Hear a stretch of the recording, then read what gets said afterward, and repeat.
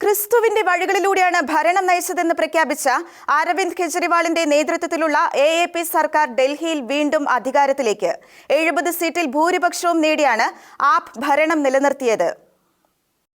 കഴിഞ്ഞ ക്രിസ്മസ് ആഘോഷവേളയിലായിരുന്നു മുഖ്യമന്ത്രിയായിരുന്ന അരവിന്ദ് കെജ്രിവാൾ തന്റെ ഭരണം യേശുക്രിസ്തു കാണിച്ച വഴിയിലൂടെയാണെന്ന് വ്യക്തമാക്കിയത്.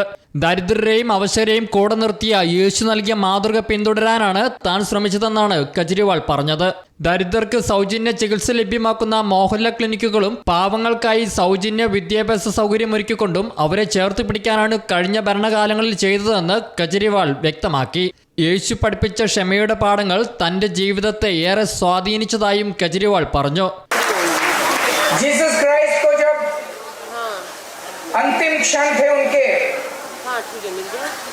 और उनको तरह तरह की यातनाएं दी जा रही थी, उनको तरह तरह से प्रताड़ित किया जा रहा था, तब भी वो अंतिम क्षण में भी उन सब लोगों को माफ कर देते हैं जिन लोगों ने उनको इतनी बड़ी बड़ी यातनाएं दी थी. മികച്ച ഭരണ നേട്ടങ്ങളുടെ പ്രതിഫലനമായാണ് കെജ്രിവാൾ സർക്കാർ വീണ്ടും ഡൽഹിയിൽ അധികാരത്തിലെത്തിയിരിക്കുന്നത്. ഷെക്കേന ന്യൂസ് ബ്യൂറോ, ദില്ലി.